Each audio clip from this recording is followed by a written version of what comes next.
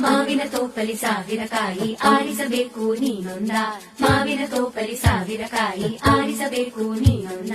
ಹುಳಿಯಿದ್ದರೆ ಉಪ್ಪಿನಕಾಯಿ, ಸಿಹಿಯಾಗಿದ್ದರೆ ಸೀಕರಣೆ, ಹುರಿದಿಟ್ಟ ಮೆಣಸಿನಕಾಯಿ, ಸಿಡಿ ಸಿಡಿ ಎಂದರೆ ಒಗ್ಗರಣೆ. ಮಾವಿನ ತೋಪಲಿ ಸಾವಿರ ಕಾಯಿ ಆರಿಸಬೇಕು ನೀನೊಂದ, ಒಂದೇ ಹಣ್ಣಲ್ಲಿ ಬಗೆ ಬಗೆ ರೀತಿ ಇದ್ದನು ಯಾಕೆ ಭಗವಂತ.